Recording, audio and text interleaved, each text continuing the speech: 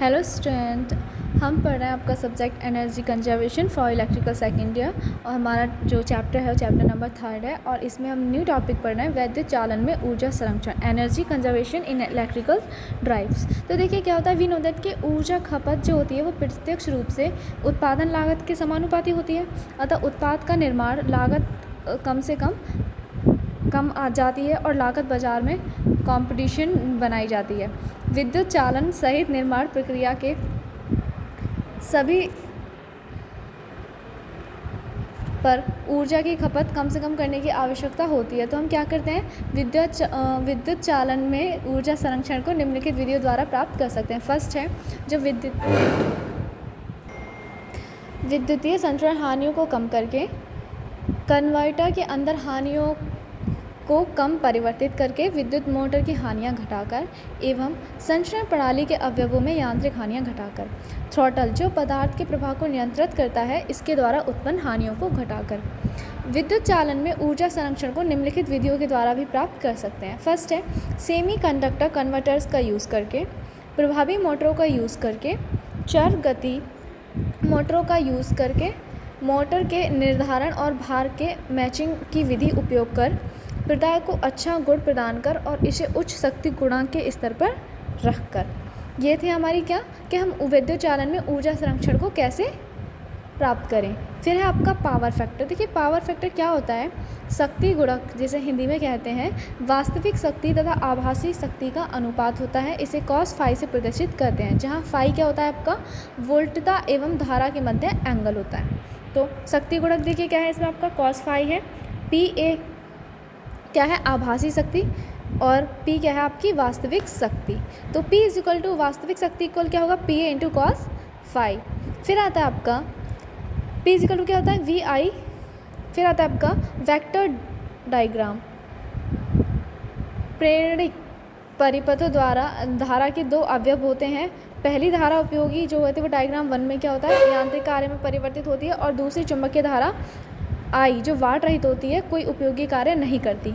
अवयव जो होता है आई आर सप्लाई वोल्टता की कला में होता है तथा अवयव आई एम सप्लाई वोल्टता से 90 डिग्री पर होता है, जैसे कि इसमें सदिश आरेख में प्रदर्शित ये किया गया है। फिर आता है आपका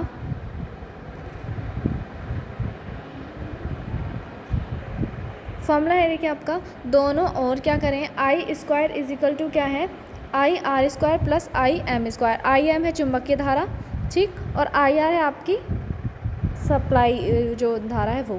फिर आपका दोनों ओर इसमें क्या करते हैं V I V equal to क्या होता है आई इक्वल टू क्या होता है आपका दोनों ओर वी आई अपॉन 1000 का होल स्क्वायर से गुणा करने पे, तो वो क्या बन जाता है आपका V I upon 1000 is equal to V I G upon 1000 plus V I M upon 1000। फिर होता है आपका के वी ए क्या होता है आपका, देखिए के वी ए का whole square is equal to होता है के डब्ल्यू का whole square plus K V A R का होल स्क्वायर। तो शक्ति गुणक का मान हो जाता है आपका कॉस फाई इज इक्वल 1 नहीं आई जी अपॉन आई जी है यहाँ पे वास्तविक शक्ति और आई है यहाँ पे आभासी शक्ति। तो देखिए क्या होता है, शक्ति गुणक की निम्नलिखित प्रकार से परिभाषा देते हैं। शक्ति गुणक धारा एवं वोल्टता के बीच का कोण कॉस फाई है। शक्ति गुणक प्रतिरोध एवं प्रतिबाधा का अनुपात है। शक्ति गुणक वास्तविक शक्ति एवं आभासी शक्ति का अनुपात है।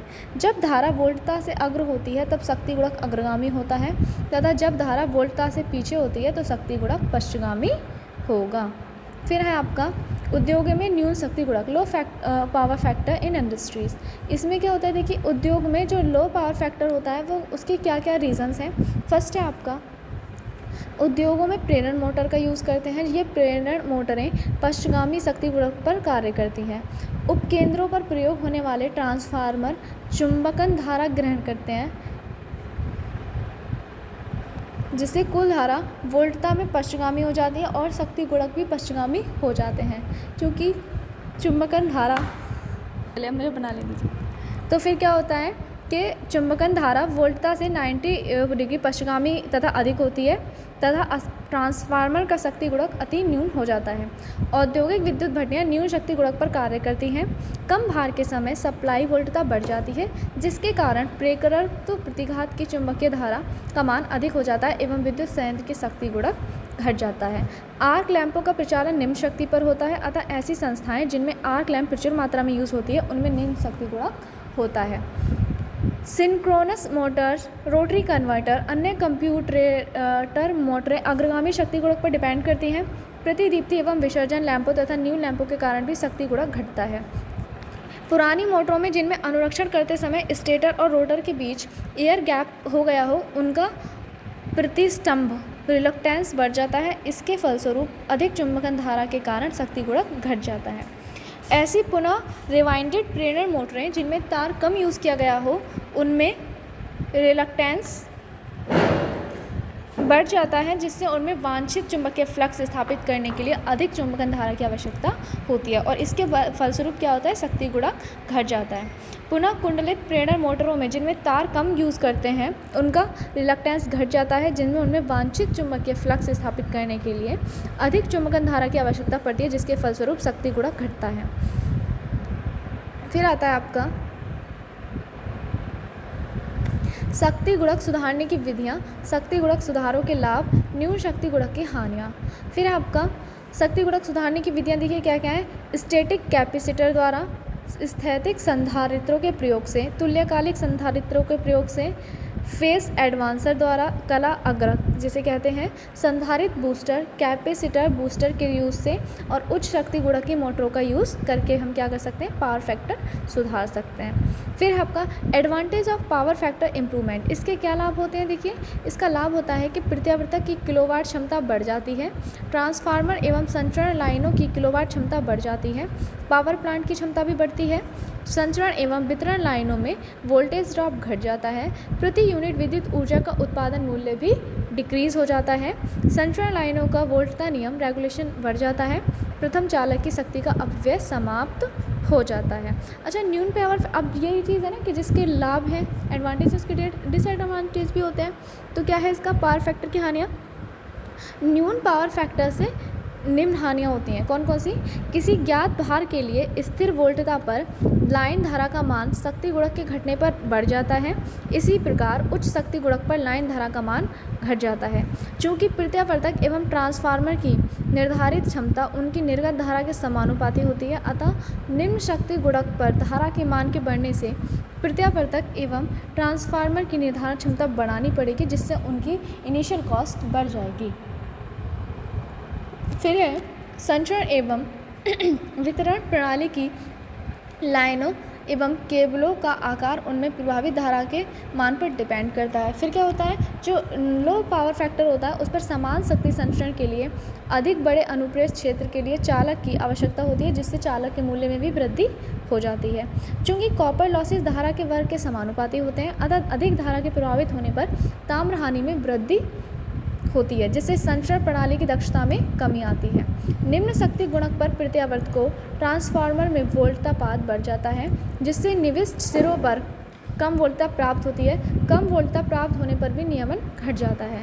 निम्न शक्ति गुणक पर चूँकि अल्टरनेटर्स का आकार बढ़ाना पड़ता है, जिससे प्रथम चालक का आकार भी बढ़ाना पड़ता है। इससे प्रथम चालक का प्रारंभिक मूल्य बढ़ जाता है। फिर आपका स्टैटिक कैपेसिटर, ये था आपका क्या, जो आपका था टॉपिक शक्ति गुणक सुधारने की विधियाँ, methods of power factor improvement, शक्ति गुणक सुधारों के लाभ, advantage of power factor improvement, disadvantage of low power factor. ये था आपका क्या, शक्ति गुणक सुधारने की विधियाँ। तो थैंक यू क्लास, आज के लिए इतना ही काफ़ी। नेक्स्ट क्लास में हम स्टार्ट करेंगे आपका चैप्टर नंबर 4 और जो इम्पोर्टेंट है, वी यू नो दैट कि आपको पता होगा कि अगर आपका क्वेश्चन पेपर ऑब्जेक्टिव टाइप का आना है तो आप छोटी छोटी जो इन्फॉर्मेशंस टाइप की चीज़ें रहती हैं उन्हें ध्यान से देखें। बाकी मैं पर चैप्टर से आपको 20 और मोर क्वेश्चंस प्रोवाइड करा दूँगी, आप उनकी प्रैक्टिस ज़्यादा से ज़्यादा कीजिए। और आपको जहाँ से भी एनर्जी कंजर्वेशन के मॉक्स मिले तो आप बेहतर है कि उन मॉक्स को आप अभी से लगाना शुरू कर दें ताकि आपके एटलीस्ट अच्छे मार्क्स आ सकें। थैंक यू क्लास, आज के लिए इतना।